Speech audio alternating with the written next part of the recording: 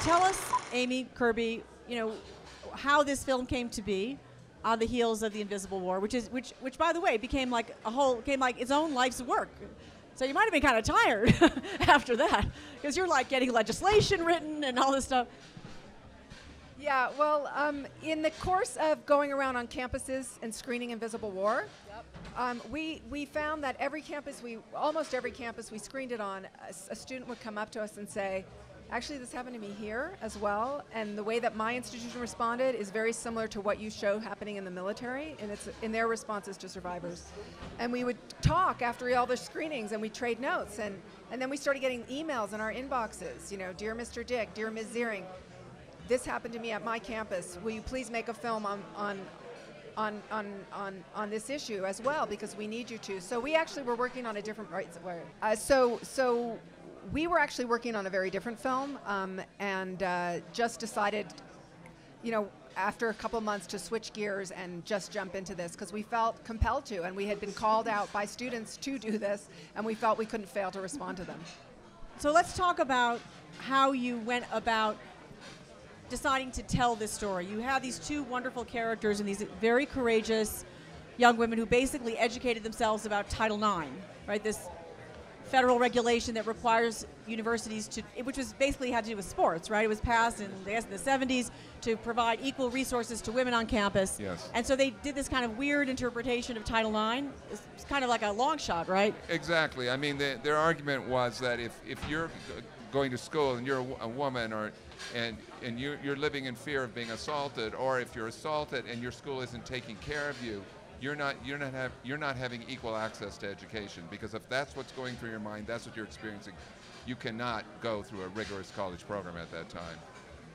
And amazingly, the Department of Education took this on. So they've now started basically a movement right across the country where other women are coming forward. Go on. Well, through the power of the internet, it wasn't just them. I just want to clarify. There's hundreds of student activists around the country, and it just because of social network, the social media and the internet, they all were able to connect and trade notes. And Annie and Andrea were sort of took the lead in advising people on how to file Title IX reports, and then others took the lead in other areas, and there was this incredible synergy. And the compilation of not only Annie and Andrea's efforts, but hundreds of others led to this. What we've seen now is over 95 schools are now being investigated.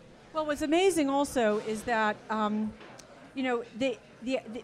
the film very clearly demonstrates that what's going on here is it's similar to other documentaries that Kirby's worked on having to do with the Catholic Church, and the last one having to do with the military, which is essentially you have these institutions, Harvard, Yale, Columbia, USC, University of Oregon, Notre Dame, that are responding, that you basically sort of rip away this veil of supposed, do-gooder missions that they have, and show that they are actively complicit in covering up rape on campus, right? I mean, that to me was the real revelation of your film. No, actually, that's actually true. I mean, if you're not taking steps to investigate these rapes properly or to adjudicate them properly, you're really sending a message to people out there that, by the way, the small minority of men, most men are not rapists, but those small minority of men who are rapists who repeat again and again, you're sending a message to them that it's, there will be no consequences.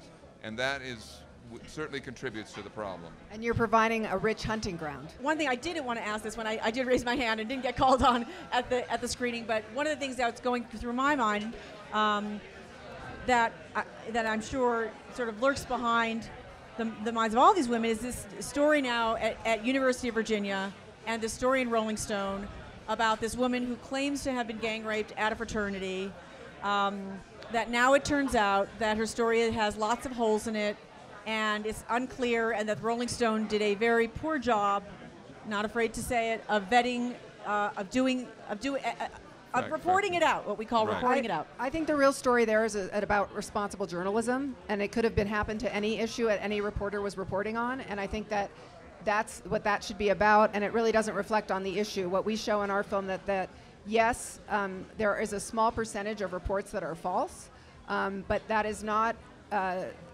that is statistically the same across the boards for all crimes.